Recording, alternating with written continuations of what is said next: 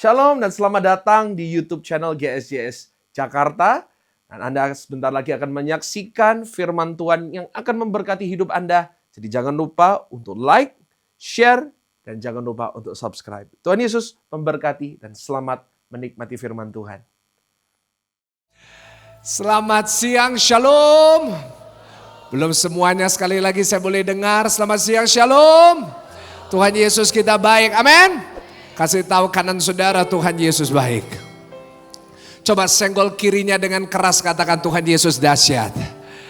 Dan dia percaya Yesus kita luar biasa, boleh lambaikan tangan tinggi-tinggi. Haleluya, kasih tepuk tangan yang paling meriah, tepuk tangan yang paling dahsyat buat Tuhan. Senang sekali bisa kembali melayani saudara di GSJS Jakarta. Hari ini saya percaya Tuhan hadir di sini dan saudara semuanya pasti diberkati oleh Tuhan. Amin. Saya Pastor Michael Gunawan, saya adalah adik dari Pastor Andrew. Gak ada yang percaya saudara ya kan. Saya kakaknya Pastor Andrew saudara, saya percaya saudara semuanya diberkati. Saya datang dari Surabaya hari ini, senang sekali bisa melayani saudara semuanya. Saya lihat di sini orang-orang yang diberkati Tuhan. Dan saya percaya saudara semuanya hari ini pasti diberkati lewat firman Tuhan. Amin. Yang siap mendengarkan firman Tuhan sama-sama katakan amin. Puji Tuhan. Mari kita buka Alkitab kita bersama-sama dari 1 Tesalonika 5 ayatnya yang ke-23. Nah saya minta kita mau baca ayat ini sama-sama. Ada satu pesan Tuhan yang Tuhan ingin sampaikan buat saudara. Baca dengan suara keras. 1, 2, 3. Ya, semoga Allah damai sejahtera menguduskan kamu seluruhnya. Dan semoga apa? Roh, jiwa dan tubuhmu terpelihara sempurna dengan tak bercacat pada kedatangan Yesus Kristus Tuhan kita. Nah saudara, dari ayat ini kita mau belajar satu firman Tuhan. Saya berikan judul khotbah hari ini dengan satu judul yaitu memelihara jiwa seperti Yesus. Sama-sama ulangi 1, 2, 3. Apa? Memelihara jiwa seperti Yesus. Coba tanya kanan kiri, jiwamu gimana? Ya kan? Jiwamu gimana? Nah saudara, kenapa hari ini saya mau membahas tentang jiwa? Karena jiwa adalah sesuatu yang sangat jarang dibahas di gereja. Nah bahkan banyak orang Kristen merasa tabu untuk membahas ini. Karena banyak orang berkata seharusnya kalau orang gereja jiwanya selalu baik. Nah tetapi saudara, kenyataannya adalah banyak orang datang beribadah, banyak orang bahkan pelayanan, tapi jiwanya gak baik-baik saja. Nah karena itu hari ini lewat firman Tuhan, doa saya setiap jemaat Tuhan yang hadir di ibadah jam 12 ini, pulang jiwanya semuanya dipulihkan dan diberkati oleh Tuhan. Yang percaya katakan amin. Kasih tepuk tangan, jangan cuma satu orang, kita semuanya kasih tepuk tangan buat Tuhan. Nah tampilkan lagi ayatnya multimedia. Nah ini adalah pesan Paulus bagi setiap kita orang-orang Kristen. Pada saat itu Paulus berikan nasihat kepada jemaat di Tesalonika. Nah hari ini Paulus juga sedang memberikan nasihat kepada kita.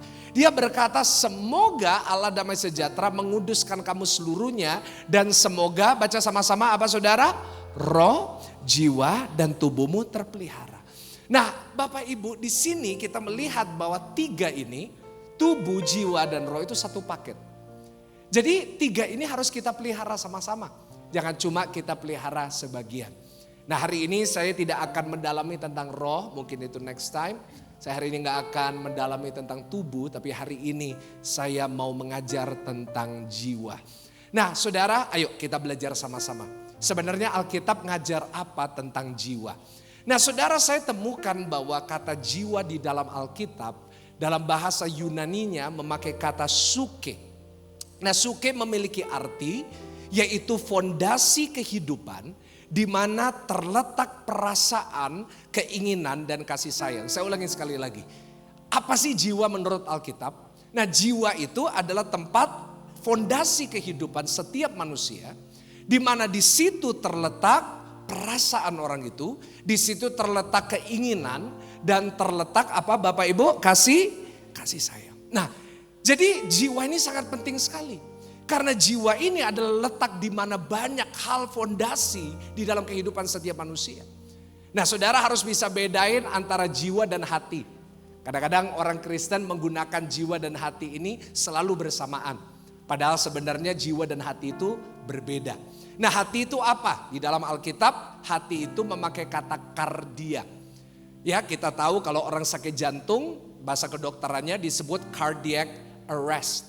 Ya, bicara tentang hati. Nah, hati ini apa? Kardia punya arti, saya catat adalah tempat di mana letaknya pikiran dan niat. Jadi saya ulangin sedikit. Jiwa itu letaknya perasaan. Hati itu letaknya pikiran dan niat setiap manusia. Jadi itu dibedakan. Kalau saudara nggak percaya itu dibedakan, coba buka Matius 22 ayat 37. Boleh multimedia bantu saya buka ayatnya. Baca sama-sama dengan saya. 1, 2, 3. Jawab Yesus kepadanya. Apa saudara? Kasihilah Tuhan Allahmu dengan segenap hatimu dan dengan segenap apa? Jiwamu dan dengan segenap. Nah, Tuhan Yesus saja bedain. Kasihilah Tuhan bukan hanya dengan hatimu, tapi juga dengan segenap jiwamu. Jadi jiwa ini sangat penting loh di hadapan Tuhan. Dan jiwa ini kalau kita nggak pelihara, maka itu adalah awal dari kehidupan kita nggak baik-baik saja. Bapak Ibu, jiwa ini letak di mana kita ngerasa kesedihan. Jiwa ini letak di mana kita kadang-kadang ngerasa putus asa. Tetapi jiwa juga letak di mana ada sukacita dan kasih sayang yang kita rasakan. Saudara, Rasul Paulus mengajarkan berkali-kali, bukan hanya di satu surat, tapi di surat-surat yang lainnya dia terus mengajarkan itu. Bahwa 3 ini harus kamu pelihara. Bahkan bukan hanya Paulus, bukan hanya Tuhan Yesus, tapi seorang rasul yang luar biasa. Salah satu rasul favorit saya, Rasul Yohanes juga mengajarkan. Coba buka 3 Yohanes 1 ayat yang kedua. Kita baca surat dari Yohanes kepada jemaat. 3 Yohanes 1 ayat yang kedua. Saya tunjukkan saudara dulu. Supaya kita sebagai gereja kita nggak anti dengan pembahasan tentang jiwa. Boleh bantu dengan suara keras? Baca 1, 2, 3. Saudaraku kasih. Aku berdoa semoga apa? Kau baik-baik dan sehat-sehat saja dalam segala sesuatu, sama seperti apa? Jiwamu baik-baik saja. Jadi yang namanya Rasul Yohanes pun memberikan penekanan bahwa yang kamu harus pelihara bukan cuma tubuh, bukan cuma rohmu, bukan cuma ibadah, tapi jiwamu juga harus kamu pelihara. Nah, saya rasa ini satu hal yang jarang dibahas. Karena itu saya mau ajarkan kepada jemaat hari ini. Kadang-kadang kita cuma bahas tentang roh, kadang-kadang kita cuma bahas tentang tubuh, jiwa gak pernah. Padahal 3 ini, tubuh, jiwa, dan roh tidak bisa dipisahkan. 3 ini terpisah, tetapi tidak bisa dipisahkan. Sebab 3 hal ini kalau kita perhatikan selalu saling mempengaruhi. Saudara, tubuh itu bisa dipengaruhi sama jiwa loh. Orang kalau jiwanya gak beres, tubuhnya bisa ikut-ikutan. Hari-hari ini saya banyak menerima WA ya dari jemaat. Semuanya pada cerita tentang masalahnya. Ada yang cerita tentang sakit, ada yang cerita gak bisa tidur. Saya itu menerima ya banyak WA, Pastor Mike, saya susah tidur, saya insomnia. Padahal saya heran ya. Padahal orang Kristen itu seharusnya yang paling gampang tidur. Setuju gak sama saya? Buktinya orang Kristen datang ke gereja dengar khotbah. Ya janganlah Bapak Ibu Saudara ya kan. But sometimes kita gak bisa tidur, kenapa? Jiwa kita gak beres. Ada hari-hari ini yang WA saya, Pak saya sakit GERD. GERD Pak, GERD. Pernah dengar itu? GERD, asam lambung. Kenapa? Karena jiwanya. Saya dulu kan sekolah dokter gitu saudara. Jadi saya tahu gitu salah satu penyebab dari GERD adalah stres. Coba senggol kanan kiri kasih tahu jangan stres. Ya kan orang itu bisa sakit darah tinggi gitu, kenapa? Jiwanya gak beres. Jiwanya terluka, darah tinggi. Ada orang saksi, oh Bapak Ibu saya darah tinggi tapi saya percaya darah Yesus lebih tinggi. Haleluya Bapak Ibu Saudara ya. Kenapa seringkali tubuh kita bisa sakit? Kadang-kadang bukan masalah keturunan, bukan masalah hal-hal lain, masalah jiwamu. Karena itu ada orang pelihara tubuh, ada orang pelihara roh, jiwanya gak dipelihara, tetap hidupnya gak beres. Karena itu saya gak heran pendeta pun bisa stres. Pendeta pun bisa bunuh diri, anak pendeta bisa bunuh diri, kenapa? Karena banyak orang memperhatikan roh, memperhatikan tubuh, tapi gak memelihara jiwanya. Bapak Ibu gak ada salahnya pelihara tubuh. Setuju gak sama saya? Gak ada salahnya saudara olahraga. Gak ada salahnya saudara diet. Ya kan? Saya bersyukur puji Tuhan. Mungkin saudara lihat muka saya dan muka di poster agak berbeda saudara. Karena muka saya di poster itu di puncak kejayaan saya. 100 kilo Bapak Ibu. Nah sekarang saya udah turun 30 kilo dalam 7 bulan. Siapa suruh tepuk tangan? Ini kan bukan seminar diet saudara ya kan? Dari wajah saudara kelihatan pertanyaan gimana caranya Pastor. Saya ini mulai diet itu tahun lalu. Bulan 2023 bulan Januari. Ada yang tanya, Pastor diet kenapa? Pastor sakit kah? Ada yang bilang, Pastor ini kena gula kah? Bos saya gak perlu gula udah manis. Jadi gak perlu saya sakit gitu. Nah ada yang tanya kenapa? Nah alasannya sebenarnya sederhana. Saya lagi makan di restoran favorit saya. Saya gak sebut karena saya gak di endorse. Tapi beberapa saat yang lalu saya makan di Apeng. Oh iya saya sebut saudara akhirnya. Nah di Surabaya itu ada, kalau di sini kan di kue tiaw di Jakarta apa ya? Saya kurang familiar. Oh saudara gak pernah makan kue tiaw? Oh cuma nasi sama kerupuk putih gitu ya. Jemaat GSJS. Apa saudara kalau di sini? Akang, apa lagi? Ya itulah itulah saudara ya kan. Nah Surabaya itu ada Apeng. Nah saya itu lagi makan, saya itu langganan di sana. Satu hari saya makan di situ. Saya itu kenal semua mbaknya. Karena saya kalau makan di restoran kue tiaw, saya selalu makan 3 porsi. 2 mie keriting, 1 kue tiaw goreng. Jadi mbaknya semua kenal saya. Karena saya customer paling menguntungkan. Saya lagi makan tiba-tiba mbaknya lihat saya kayak bingung. Padahal saya kenal mbaknya. Dia lihat saya. Loh ini kok Michael? Iya. Loh kok jadi putih dan gemuk gini? Kayak babi dong saudara, putih dan gemuk ya kan. Sejak hari itu saya gak makan babi lagi saudara. Dan sejak hari itu saya diet. Nah saya akhirnya apa yang terjadi? Akhirnya saya diet. Saya turun cepat, saya nge-gym, saya jaga tubuh saya. Saya jaga makan saya. Bahkan sampai hari ini kalau saudara pergi kemana-mana sama saya jaga tubuh. Kemanapun saya pergi makan sama saya selalu bawa timbangan. Bukan timbangan berat badan saudara ya. Tapi timbangan makanan, semua makanan saya timbang, saya hitung kalorinya. Nah jaga tubuh gak ada masalah. Saya lihat ibu-ibu jaga penampilan. Salah gak bu jaga penampilan? Enggak, ibu-ibu jambulnya 12 cm gak apa-apa bu. Ya kan? Bahkan sekarang yang paling populer di Shopee apa? Skincare, bener. Skincare salah gak? Enggak, saya soalnya skincare. Makanya glowing saudara. Skincare gak ada masalah bu. Jaga tubuh gak ada masalah. Jaga penampilan gak ada masalah. Jaga roh, apalagi luar biasa. Kau doa pagi, kau nyembah Tuhan. Kau praise and worship, semua itu bagus.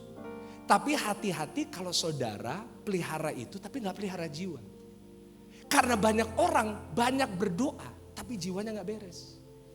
Karena itu gak heran banyak orang rajin ibadah, rajin pelayanan tapi suka marah-marah di rumah. Banyak orang, wah luar biasa pelayanannya, luar biasa tubuhnya. Tapi selalu menyakiti orang dengan perkataannya. Kenapa? Karena jiwanya gak beres. Bahkan saya catat jiwa yang tidak beres bisa lemahkan iman seseorang. Saudara hari ini boleh ke gereja, tapi kalau jiwa saudara gak beres, iman saudara gak mungkin kuat. Saudara di dalam Alkitab berbagai tokoh, imannya gak kurang. Luar biasa. Tetapi jiwanya gak beres, iman mereka jadi lemah. Contohnya siapa? Yohanes Pembaptis. Yohanes Pembaptis dia seorang yang luar biasa dipakai oleh Tuhan. Membaptis ribuan orang. Tapi satu saat dia meragukan Yesus. Dia kirim muridnya untuk pergi ke Yesus dan bertanya. Apakah engkau benar-benar Mesias? Kenapa? Karena dia dipenjara karena Injil. Saudara saya mau saudara dan saya buka 1 Raja-Raja 19 ayat yang keempat. Boleh gak multimedia bantu saya menunjukkan kepada jemaat 1 Raja-Raja 19 ayat yang keempat. Baca sama-sama dengan suara yang keras. 1 Raja-Raja 19 ayat yang keempat. 1, 2, 3. Iya, tetapi ia sendiri masuk ke padang gurun sehari perjalanan jauhnya. Lalu duduk di sebuah pohon arar. Kemudian ia ingin apa saudara? Mati. Katanya sama-sama, cukuplah itu sekarang ya Tuhan. Ambillah nyawaku. Sebab aku ini tidak lebih baik daripada Elia, seorang yang mengalahkan Nabi Baal. Dia melakukan mujizat-mujizat yang luar biasa. Tapi satu saat dia ke padang gurun, dia duduk di bawah pohon. Dia berkata, aku ingin mati aja. Tuhan ambil aja nyawaku. Kenapa dia bisa berkata itu? Bukan karena imannya kurang. Bukan karena pelayanannya kurang. Tapi karena jiwanya sedang gak baik-baik saja. Coba buka Ayub 3 ayat yang kedua. Multimedia bantu saya tampilkan. Ayub 3 ayat yang kedua. Seorang yang saleh dipuji sama Tuhan sendiri. Dia orang yang suka berdoa. Dia suka nyembah Tuhan. Ayat 3, Ayub 3 ayat yang ketiga. Maka berbicaralah Ayub. Baca sama-sama 1, 2, 3. Biarlah hilang lenyap hari kelahiranku dan malam yang mengatakan seorang anak laki-laki telah ada dalam kandung. Dia ngutukin hari kelahirannya. Kita kalau ulang tahun, kalau perlu satu Jakarta tahu kita ulang tahun. Ayub berkata, lebih baik aku gak usah lahir. Lebih baik mamaku gak mengandung aku. Kenapa? Karena pada saat itu dia baru kehilangan 10 anaknya. Dia baru ngalamin kebangkrutan. Dan dia berkata, percuma aku hidup. Imannya gak kurang. Doanya gak kurang. Cuma jiwanya lagi sakit. Bapak Ibu, saya rasa di dalam roh saya sebelum saya berangkat ke sini banyak dari saudara yang datang. Jiwa saudara lagi gak baik-baik saja. Mungkin saudara berapi-api melayani Tuhan. Mungkin saudara tubuhnya sedang sehat tetapi jiwa saudara sedang mengalami persoalan. Dan itu menyebabkan saudara menyakiti sesama. Suami menyakitin istri, istri menyakitin suami. Orang tua menyakiti anak dan anak menyakiti orang tua. Saudara mungkin hari ini jiwamu sedang tertekan. Jiwamu mungkin sedang mengalami persoalan yang berat. Dan mungkin engkau gak ngerti, Pak, gimana saya bisa mengatasinya. Karena itu hari ini lewat firman Tuhan saya mau mengajarkan kepada setiap jemaat bagaimana kita bisa memelihara jiwa kita seperti Yesus. Karena saat jiwa kita dipulihkan oleh Tuhan, maka saya percaya kehidupan kita juga dipulihkan. Doa saya setiap jemaat GSJS Jakarta pulang dari ibadah ini, jiwa saudara dipulihkan oleh Tuhan. Dan saudara mengalami yang terbaik dari Tuhan. Yang percaya katakan amin. Saya akan tutup khotbah ini. Saya mau tunjukkan kepada saudara bagaimana saudara dan saya bisa memelihara jiwa kita seperti Tuhan Yesus. Kita gak akan belajar dari nabi, kita gak akan belajar dari raja. Tapi hari ini kita mau belajar dari Tuhan Yesus sendiri. Doa saya, firman Tuhan hari ini memberkati saudara semuanya. Matius 26 ayat 36 sampai 46. Matius 26 ayat 36 sampai 46 saya akan bacakan buat saudara. Dan nanti di ayatnya yang ke-46 kita mau baca bersama-sama. Dikatakan seperti ini. Maka sampailah Yesus bersama murid-muridnya ke suatu tempat yang bernama Getsemani. Lalu ia berkata kepada murid-muridnya, duduklah di sini sementara aku pergi ke sana untuk berdoa. Dan ia membawa Petrus dan kedua anak Zebedeus sertanya, maka mulailah ia merasa sedih dan gentar. Lalu katanya kepada mereka, hatiku sangat sedih seperti mau mati rasanya. Nah, saudara perhatikan di sini, saya stop di sini. Dikatakan hatiku sangat sedih ya di sini. Nah, tetapi kalau kita lihat ini adalah terjemahan yang kurang tepat. Kalau saudara membaca terjemahan aslinya, ini bukan pakai kata hati, tapi jiwa. Bukan kardia, tapi suke. Ya, jadi ini bicara bukan hatiku sangat sedih, tetapi apanya saudara? Jiwaku sangat sedih, seperti mau mati rasanya. Tinggallah di sini dan berjaga-jagalah dengan aku. Maka ia maju sedikit, lalu sujud dan berdoa katanya, ya Bapakku, jikalau sekiranya mungkin, biarlah cawan ini lalu daripadaku. Tetapi janganlah seperti yang ku kehendaki, melainkan seperti yang kau kehendaki. Setelah itu ia kembali kepada murid-muridnya, itu dan mendapati mereka sedang tidur. Dan ia berkata kepada Petrus, baca sama-sama 1, 2, 3. Kamu sanggup berjaga-jaga? Dan 2000 tahun kemudian lahirlah gereja 1 jam saja Bapak Ibu Saudara. Bagi saudara yang gak tahu kenapa namanya gereja 1 jam saja, dari ayat ini. Ya, jadi bukan karena ibadahnya 1 jam, ibadahnya 1,5 jam. GSJS itu singkatan gereja 1,5 jam. Tapi ayatnya dasarnya dari sini ya. Di ayat 41, berjaga-jagalah dan berdoalah supaya kamu jangan jatuh ke dalam pencobaan. Roh memang penurut tapi daging lemah. Lalu ia pergi untuk kedua kalinya dan berdoa katanya, ya Bapakku, jikalau cawan ini tidak mungkin lalu, kecuali apabila aku meminumnya, jadilah kehendakmu. Ketika ia kembali pula, ia mendapati mereka sedang tidur, sebab mata mereka sudah berat. Ia membiarkan mereka di situ lalu pergi dan berdoa untuk ketiga kalinya dan mengucapkan doa yang itu juga. Sesudah itu ia datang kepada murid-muridnya dan berkata kepada mereka, tidurlah sekarang dan istirahatlah. Lihat saatnya sudah tiba, bahwa anak manusia diserahkan ke tangan orang-orang berdosa. Ayat 46 boleh baca sama-sama, 1, 2, 3. Bangunlah, marilah kita pergi. Dia yang menyerahkan aku sudah dekat. Saudara, peristiwa ini menceritakan bagaimana Tuhan Yesus berdoa di satu taman yang bernama Getsemani. Dan saudara, Yesus di taman itu dia mengajak 3 murid favoritnya. Petrus, Yakobus dan Yohanes. Nah, kita lihat di sini bahwa Tuhan Yesus mengatakan, jiwaku sangat sedih. Seperti mau mati rasanya. Dan kadang-kadang dalam kehidupan kita juga ngerasa kayak gitu ya. Kita mau jujur atau gak jujur. Kita ngerasa seperti itu. Tapi hari ini doa saya lewat pelajaran ini. Hari ini saya mau membagikan kepada saudara 3 prinsip. Supaya saudara dan saya bisa memelihara jiwa kita seperti Yesus. Boleh saya tanya berapa banyak dari saudara ingin belajar memelihara jiwa seperti Yesus? Saya boleh lihat tangannya? Boleh kasih tepuk tangan dulu yang paling luar biasa buat firman Tuhan. Nah, hari ini kita mau belajar bersama-sama. Kita buka ayat 38. Prinsip yang pertama. Matius 26 ayat 38. Lalu katanya kepada mereka, jiwaku sangat sedih. Seperti mau mati rasanya. Tinggallah di sini dan berjaga-jagalah dengan aku. Nah, di sini kita lihat Tuhan Yesus dengan jujur. Dia mengatakan the first and only time in the Bible. Tuhan Yesus mengatakan tentang jiwanya. Ini menunjukkan Tuhan Yesus adalah manusia 100%. Dia juga punya jiwa seperti saudara dan saya. Dan dia berkata, jiwaku sangat sedih seperti mau mati rasanya. Penyebabnya apa jiwanya sedih? Jawabannya ada di ayat 39. Bantu saya tampilkan ayat 39 multimedia. Maka ia maju sedikit lalu sujud dan berdoa, katanya, ya Bapakku, jikalau sekiranya mungkin biarlah cawan ini lalu daripadaku. Tetapi janganlah seperti yang ku kehendaki, melainkan seperti yang engkau kehendaki. Saudara, sebenarnya ayat 39 di sini adalah penjelasan dari ayatnya yang ke-38. Kenapa Yesus jiwanya bisa sedih? Karena di ayat 39 isi doanya menunjukkan isi hatinya, isi jiwanya. Yaitu Yesus berkata, bukan seperti yang ku kehendaki, melainkan seperti yang. Kenapa seringkali jiwa kita tertekan Bapak Ibu? Kenapa jiwa kita sedang sedih? Kenapa jiwa kita sedang gak baik-baik saja? Sederhana. Karena banyak yang kita alami hari ini tidak seperti yang kita kehendaki. Banyak yang kita alami hari ini tidak seperti yang kita mau. Tetapi hari ini kita belajar dari Tuhan Yesus. Dia berkata, bukan seperti yang aku kehendaki, melainkan yang kau kehendaki. Bapak Ibu, prinsip pertama yang kau bawa pulang hari ini. Kalau engkau ingin pelihara jiwamu, saya catat yang pertama, berdamailah dengan kehendak Tuhan. Ulangin sama-sama dengan saya, 1, 2, 3 apa? Berdamailah dengan kehendak Tuhan. Memang seringkali di dalam kehidupan kita punya kehendak.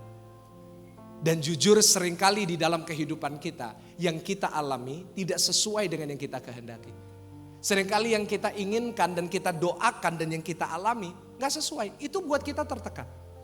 Kenapa Yohanes Pembaptis, tadi saya udah katakan, kenapa Yohanes Pembaptis bisa mengalami iman yang lemah? Kenapa jiwanya tertekan? Karena dia di dalam penjara. Kenapa yang namanya Elia, seorang hamba Tuhan yang luar biasa diurapi, kenapa Elia bisa sampai mau mati di bawah pohon itu? Karena dia sedang ngalamin sesuatu yang dia tidak kehendaki. Dia berkata, aku udah pelayanan, aku udah sungguh-sungguh, aku udah melayani Tuhan. Tetapi kenapa aku tetap diburu? Kenapa Daud bisa tertekan jiwanya? Sehingga dia berkata, mengapa tertekan hai jiwaku? Kenapa? Sebab Daud sedang dikejar oleh Saul. Yang seumur hidupnya dia layani, dia berperang untuk Saul, tetapi justru Saul yang seharusnya membimbing Daud, justru sedang memburu dia. Kenapa Ayub bisa mengutuki hari kelahirannya? Kenapa jiwanya gak baik-baik saja? Karena yang dia kehendaki, yang dia inginkan, yaitu supaya anaknya 10-10-nya bisa hidup. 10 anaknya bisa diberkati, justru dia melihat 10 anaknya mati karena atap dari rumahnya roboh. Bapak Ibu. Kenapa seringkali Bapak Ibu Saudara dan saya hari ini jiwa kita sedang tertekan? Kenapa jiwa kita sedang sedih? Karena seringkali yang kita alami dalam hidup kita tidak sesuai dengan yang kita kehendaki. Dan yang membuat lebih sakit adalah kita tahu bahwa seharusnya Tuhan bisa melakukan sesuai kehendak kita. Ya gak sih? Karena kita percaya satu prinsip, tolong teruskan, bagi Tuhan tidak ada yang.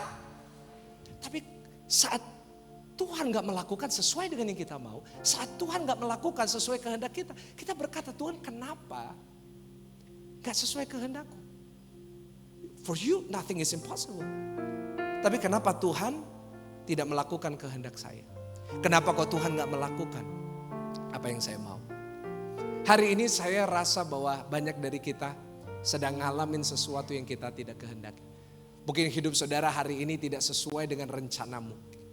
Mungkin keadaanmu hari ini tidak sesuai dengan harapan dan doamu. Tapi hari ini boleh gak kita belajar berdamai aja sama kehendak Tuhan.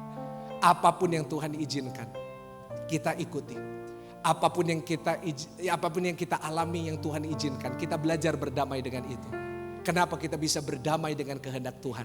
Karena kita percaya kehendak Tuhan gak pernah buruk. Tetapi kehendak Tuhan selalu mendatangkan kebaikan bagi orang percaya. Setuju sama-sama katakan amin. Bapak, Ibu, Saudara, hari ini belajar berdamai dengan apa yang Tuhan izinkan. Saya selalu bilang gini ya. Ukuran kematangan rohani seseorang hanya bisa dinilai kapan? Bukan saat dia di gereja. Ukuran kematangan rohani seseorang itu gak bisa kelihatan kalau di gereja. Kenapa? Saya gembala aja, saya lihat wajah saudara, saya gak bisa lihat kematangan rohani saudara. Karena di gereja mukanya kayak malaikat semua. Kalau di gereja ini muka rasul semua. Coba salam kanan kiri, hai rasul. Saya dari tadi lihat atas bawah kanan kiri kok rasul-rasul Yohanes. Ada rasul Petrus, ada rasul Yudas. Janganlah saudara ya kan rasul. Di gereja gak kelihatan, di gereja kelihatan mukanya diberkati semua. Saya lihat wajah saudara jam 12 ini wajah-wajah diberkati semua. Ya kan kelihatan dari wajah saudara, tabungan saudara 271 triliun. Yang amin saya suruh periksa KPK habis ini saudara ya kan. Saya bisa ngukur kematangan rohani saudara bukan waktu saudara di gereja. Tapi saya bisa ngukur kematangan rohani saudara pada saat apa? Pada saat saudara sedang mengalami sesuatu yang kau gak kehendak. Saat engkau sakit. Saat engkau ngalamin persoalan di dalam rumah tanggamu. Saat engkau ngalamin masalah di dalam semua yang kau kerjakan Pak Bu. Saat engkau mengalami saat anakmu melakukan sesuatu yang kau gak kehendaki. Dari situ saya bisa ngukur kedewasaan rohani saudara. Karena semakin dewasa rohani seseorang, dia makin sadar.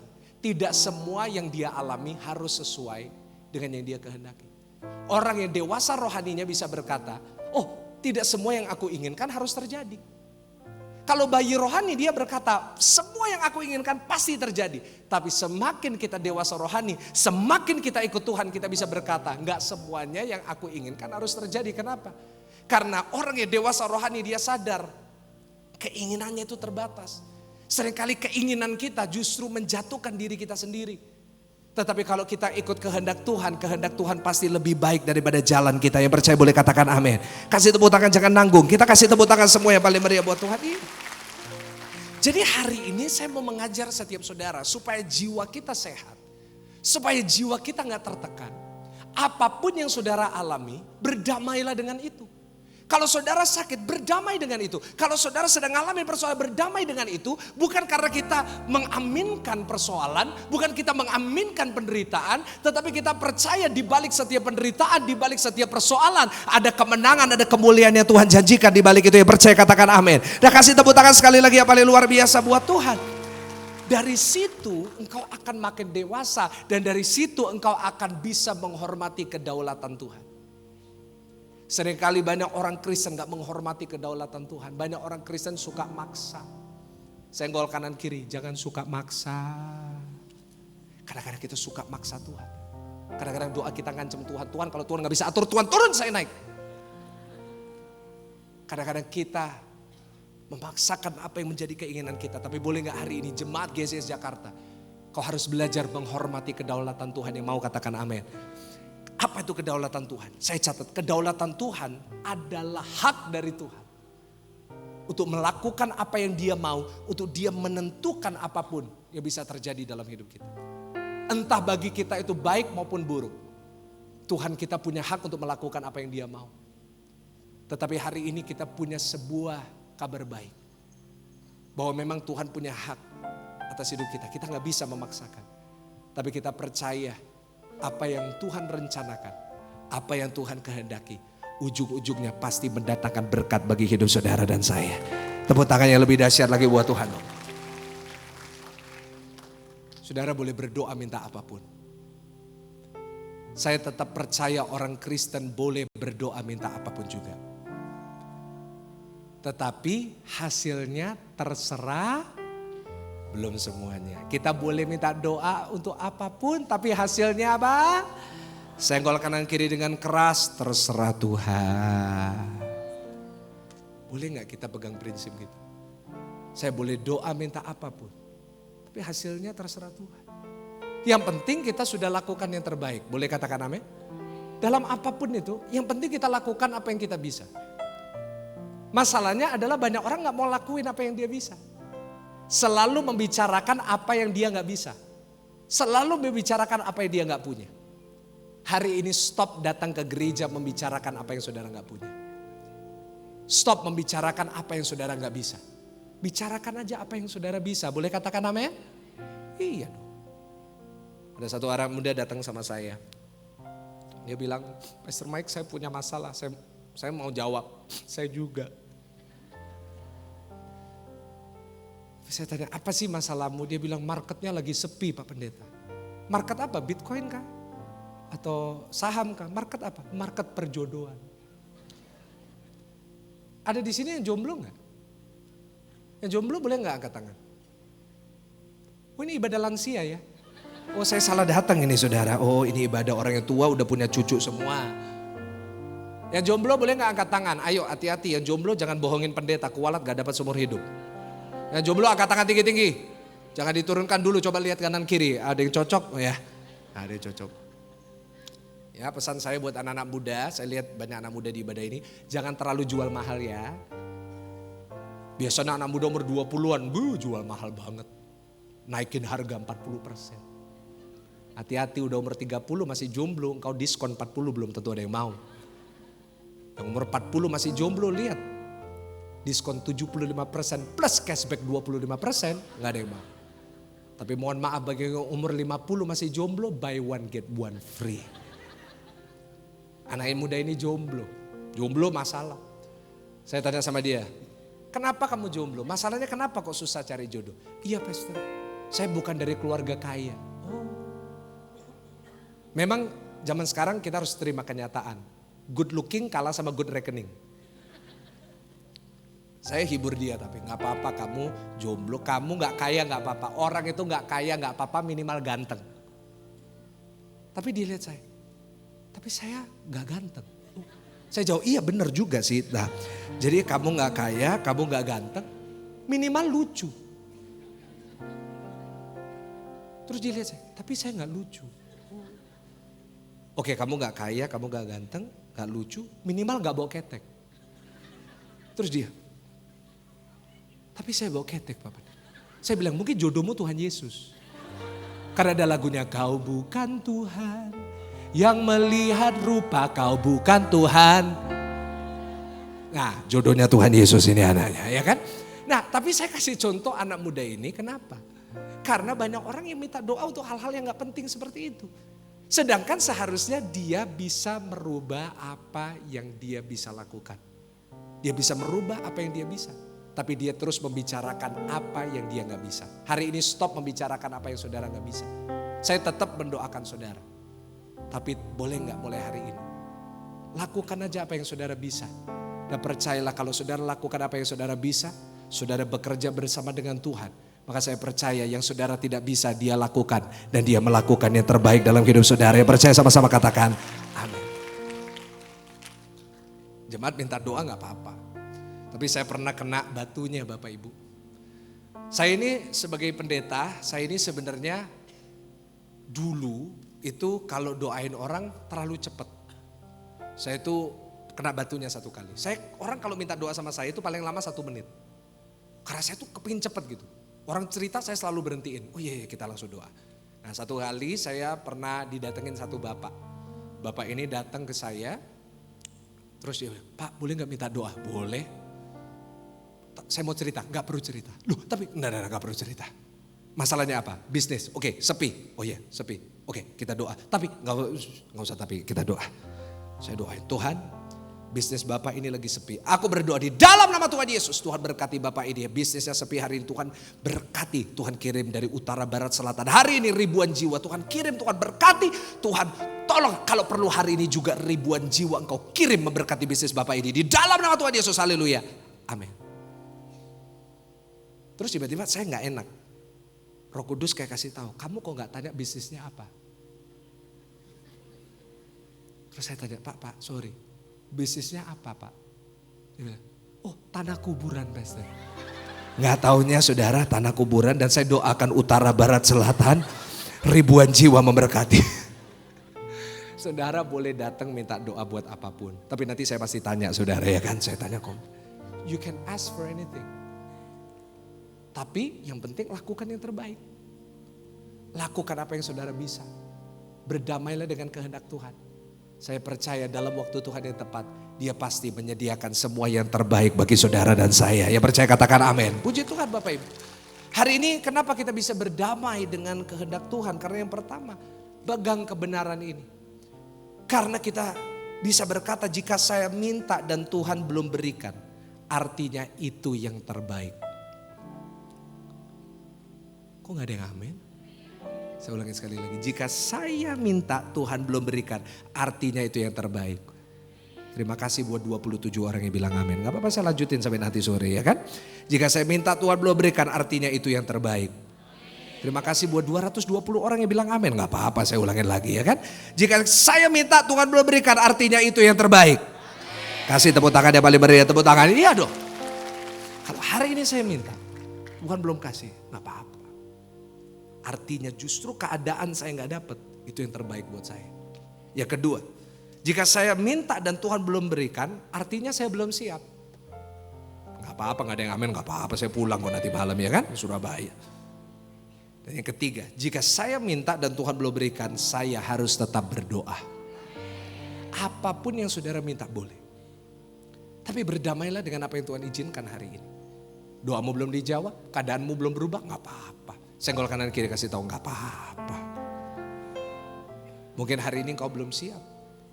Mungkin hari ini justru Tuhan gak menjawab doamu, itu yang terbaik. Dan hari ini doa saya engkau akan tetap berdoa kepada Tuhan. Karena saya percaya di waktu yang tepat Dia akan menjawab, bahkan bukan hanya menjawab permintaan, tetapi Dia menyediakan jauh lebih baik daripada yang saudara minta daripada Tuhan. Sekali lagi tepuk tangan yang paling meriah buat Tuhan. Yang kedua sekarang, Matius 26 ayatnya yang ke-40. Matius 26 ayatnya yang ke-40. Itu prinsip yang pertama, yaitu berdamailah dengan kehendak Tuhan. Nah saudara, yang kedua prinsip supaya kita memelihara jiwa kita. Baca sama-sama dengan saya. 1, 2, 3. Ya, setelah itu Ia kembali kepada murid-muridnya itu dan mendapati mereka sedang apa? Tidur. Nah stop di sini. Saya mau tanya sama saudara, tolong bantu saya jawab. Murid-murid kenapa kok tidur? Kok gak ada yang berani jawab sih? Apa ngantuk? Benar sekali ibu itu. Mungkin saudara gak berani jawab karena menunggu jawaban lebih rohani. Karena Tuhan yang menyediakan pertolongan supaya dia tidur. Kenapa dia tidur? Duh kok masih takut jawabnya saudara? Ya ngantuk lah. Ngantuk. Dia tidur karena capek. Karena ngantuk. Pertanyaannya kenapa kok ngantuk? Kenapa kok capek? Kalau saudara perhatikan pelayanan Tuhan Yesus, pelayanannya itu non-stop. Pelayanan Yesus itu gak ada capek. Kita di doa pagi lagi bahas Injil ya. Saya di doa pagi itu membahas satu persatu perikopnya. Itu kalau saudara perhatikan Yesus itu pelayanannya gak pernah ada istirahatnya loh. Dia itu istirahatnya tidurnya hanya kalau dia lagi naik perahu. Selain itu dia selalu dikerubungin sama orang. Saudara karena itu ya saya kalau lihat saya makin belajar tentang pelayanan Tuhan Yesus. Saya makin takut untuk bilang saya capek. Jujur kalau mau dibilang secara manusia kadang-kadang capek. Jujur saya sekarang ini cukup capek saudara. Kenapa saya berangkat ke Jakarta tadi pagi jam 5 pagi. Saya bangun jam 3. Saya berangkat ke sini saya langsung ke Kelapa Gading langsung melayani sampai nanti malam. Ya belum lain-lainnya mesti ketemu jemaat dan lain-lainnya. Tapi saya jadi takut kalau mau bilang capek. Kenapa? Saya lihat pelayanan Yesus itu Gak pernah ada capeknya. Boleh gak kasih tepuk tangan buat Tuhan Yesus? Luar biasa banget loh. Pelayanannya tuh luar biasa, totalitas banget. Nah otomatis Tuhan Yesus melayani kayak gitu, murid-muridnya juga harus ikut.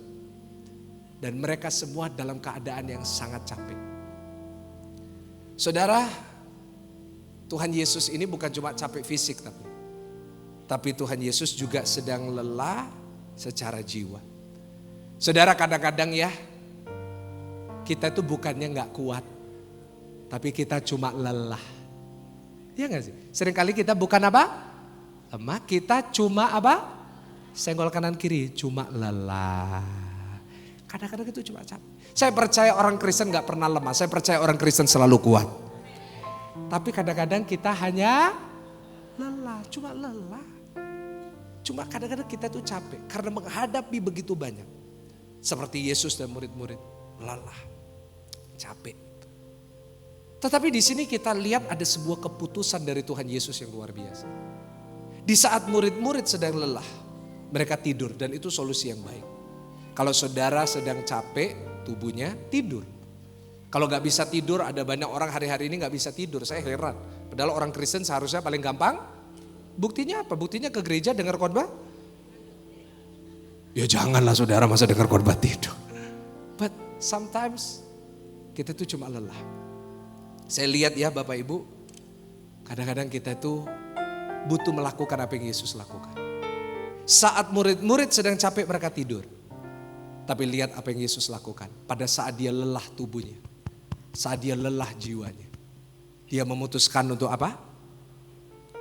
Di situ saya dapat prinsip yang kedua. Kalau engkau sedang lelah jiwamu, catat baik-baik yang kedua, istirahatlah dalam kekuatan Tuhan. Ulangin sama-sama, istirahat dalam apa? Istirahat dalam kekuatan Tuhan. Kalau hari ini jiwamu sedang lelah, kalau jiwamu lagi capek, solusinya bukan healing. Kadang-kadang kita, Pak saya mau healing ke luar negeri, akhirnya engkau healing sementara, nanti pulang pusing lagi. Kenapa? Tagihan kartu kredit. Solusi terbaik untuk jiwamu bukan untuk healing. Solusi terbaik untuk jiwamu adalah engkau istirahat dalam kekuatan Tuhan. Ada amin? Matius 11 ayat 28 dan 29. Tuhan Yesus pernah ngajarin kita bagi kita yang lagi lelah hari ini. Matius 11 ayat 28-29 dikatakan apa? Saya percaya ini ayat hafalan. Ya, dikatakan marilah kepadaku letih lesu dan berbeban berat. Maka aku akan, ayat 29, pikul lakuk, ini multimedianya mungkin lagi makan siang saudara, gak apa-apa ya kan. Matius 11 ayat 29, pikul lakuk yang kupasang dan belajarlah daripadaku. Karena apa? Aku lemah lembut dan rendah hati dan jiwamu akan mendapat apa saudara?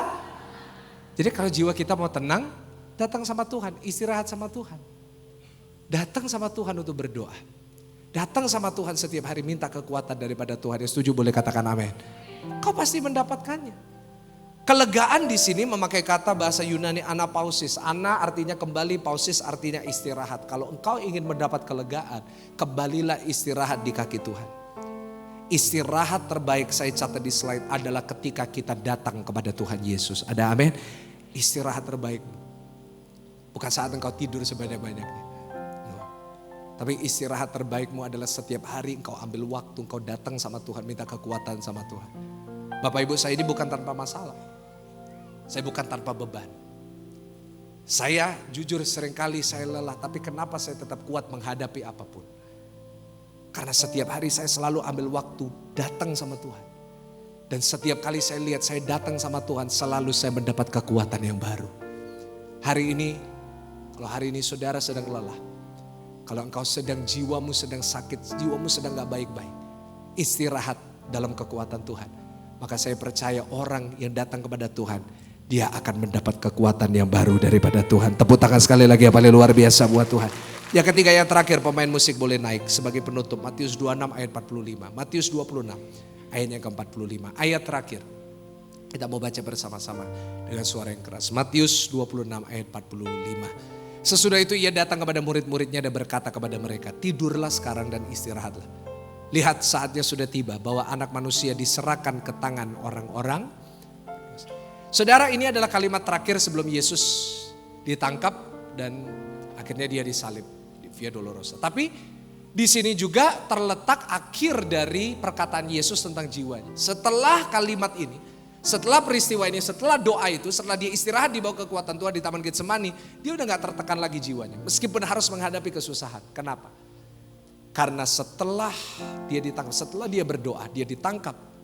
Dan dia harus menjalani Via Dolorosa. Dia sedang menghidupi panggilannya. Saudara, bagaimana jiwa kita bisa kita pelihara? Pastikan yang ketiga yang terakhir, ikutlah dan jalani panggilan Tuhan. Ulangin sama-sama, ikutlah dan apa? Jalani panggilan Tuhan. Kenapa Tuhan Yesus tidak lagi tertekan? Kenapa jiwanya damai? Meskipun tubuhnya mengalami begitu banyak penderitaan. Karena dia sedang menjalani panggilan dalam hidupnya. Dia sedang menjalani panggilannya untuk menyelamatkan saudara dan saya. Dia sedang menjalani panggilannya untuk menjadi juru selamat bagi saudara dan saya. Bapak Ibu, hari ini kalau engkau ingin jiwamu damai, kalau engkau ingin jiwamu tenang, pastikan engkau ikuti panggilan Tuhan dalam hidupmu. Ada amin? Orang yang mengikuti panggilan Tuhan dalam hidupnya pasti damai hatinya. Kita semuanya punya panggilan hidup yang berbeda-beda. Pak, engkau punya panggilan yang berbeda-beda. Bu, engkau punya panggilan yang berbeda-beda. Anak-anak muda, engkau punya panggilan yang berbeda-beda. Jangan kita ngikutin panggilannya orang. Ada orang yang terpanggil jadi pengusaha, ada orang yang dipanggil jadi ibu rumah tangga. Ada orang yang dipanggil menjadi entrepreneur. Ada orang yang dipanggil jadi pendeta, puji Tuhan. Tapi kalau itu bukan panggilanmu, jangan kau maksa. Nanti ujung-ujungnya pasti engkau membuat kekacauan. Ada orang yang bukan panggilannya pendeta, maksa dirinya jadi pendeta. Akhirnya apa yang terjadi? Membuat kekacauan, membuat persoalan, membuat gaduh di mana-mana. Saudara, saya berdoa hari ini kita semuanya menemukan panggilan hidup kita. Boleh katakan amin? Kadang-kadang untuk menemukan panggilan hidup kita butuh waktu dan doa. Ukurannya apa panggilan hidup? Gimana kita bisa tahu panggilan hidup kita? Sederhana. Kita bisa tahu panggilan hidup kita bukan ukurannya uang. Saya ingin katakan nih, bagi saudara yang lagi mungkin masih mencari panggilan hidup. Saya mau ingatkan kepada jemaat Tuhan bahwa kekayaan dan uang bukan ukuran panggilan hidup. Bukan. Jangan saudara berkata, oh Pak ini menghasilkan uang, oh ini panggilan hidup saya. Enggak. Tetapi panggilan hidup Tuhan itu tandanya itu satu. Yaitu di mana kita ditempatkan di situ, kita menjadi berkat di situ. Ada amin? Di situ kita jadi berkat. Kalau hari ini engkau berada di rumah dan engkau menjadi ibu rumah tangga, engkau jadi berkat untuk suamimu dan anakmu. Artinya itu adalah panggilan Tuhan untukmu. Jangan kau menyesali itu. Pak, kalau hari ini kau seorang pengusaha dan panggilan Tuhan ada di situ, engkau jadi berkat di situ. Lakukan itu meskipun sulit, nggak apa-apa. Ikuti aja panggilan Tuhan. Percayalah kalau engkau terus ikut dengan panggilan Tuhan, di mana kau jadi berkat di situ. Mungkin hari ini nggak menghasilkan apa-apa, tapi percayalah pada saat yang tepat, saat engkau jiwamu baik dan engkau mengikuti kehendak Tuhan, engkau mengikuti panggilan Tuhan. Saya percaya saat engkau menjadi berkat, di situ pun berkatnya juga kembali kepada dirimu. Yang percaya katakan amin, kasih tepuk tangan yang paling meriah buat Tuhan. Iya. Hari ini 3 prinsip ini kau pegang baik-baik. Berdamailah sama kehendak Tuhan, apapun yang Tuhan izinkan dalam hidupmu hari ini. Hari ini belajarlah dari kebenaran firman Tuhan. Belajarlah untuk selalu istirahat dalam kekuatan Tuhan. Dan belajarlah ikuti panggilanmu. Maka engkau gak akan pernah salah. Jiwamu pasti baik, jiwamu pasti tenang. Kenapa? Karena ada Tuhan yang selalu menyertai. Bapak ibu saudara, jiwa saya sempat terganggu beberapa saat yang lalu. Bukan berarti saya sakit jiwa loh saudara ya. Tapi saya terganggu sekali karena ada sesuatu yang saya tidak kehendaki terjadi dalam hidup saya. Saya divonis oleh dokter beberapa saat yang lalu saya gak bisa punya anak. Saya menikah dengan istri saya, Pastor Selin, cukup lama dan akhirnya kami mencoba dan akhirnya setelah beberapa pemeriksaan divonislah bahwa saya tidak bisa punya anak. Dan saudara, itu bagi saya sangat berat sekali. Karena saya ingin kehendak saya kepingin punya anak. Saudara, cukup lama kami menikah tetap tidak dapat anak dan akhirnya ketahuan alasannya kenapa, yaitu karena saya. Aduh, saudara, ada yang nguatin, ada juga yang melemahkan. Ada yang lemahin, lebih banyak yang lemahin sih Bapak Ibu Saudara ya.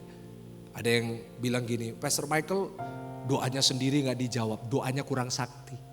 Emang kerah kali saudara ya, kerah sakti. Ada yang bilang, ada yang buat gini, biasanya tahu gak kalau suami istri gak punya anak lama, biasanya lakinya homo.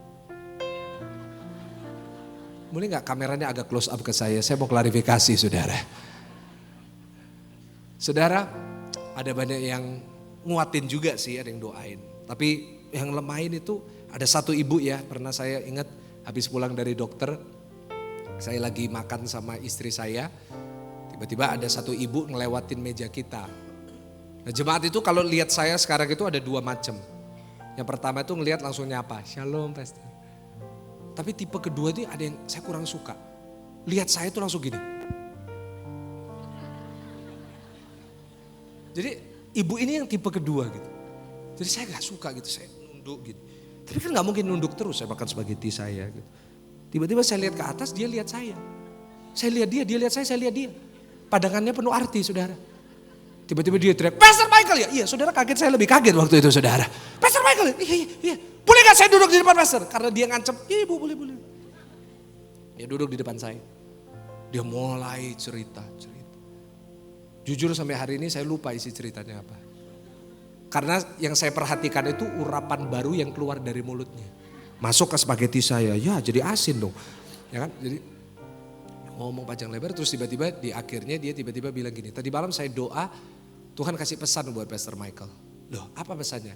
Tuhan kasih saya pesan bahwa Pastor Michael tidak akan pernah punya anak. What? Tuhan percayakan Pastor dengan anak rohani banyak tapi anak jasmani tidak akan pernah dikasih. Jadi Pastor harus ya berhenti mencoba. Aduh. Hancur saya. Aduh jujur. Waktu itu saya itu tahun lalu. Itu tahun 2022. Kita udah pernah bertemu, saya sudah menjadi gembala, saya sudah khotbah. Aduh berat sekali Bapak Ibu. Setiap kali saya khotbah, saya selalu juga terintimidasi sama iblis. Wah memang kamu gak dikasih, memang kamu gak akan pernah. Doamu gak kuat, doamu gak manjur. Meskipun saya melayani setiap hari di doa pagi, terus itu yang saya alami. Jiwa saya tertekan.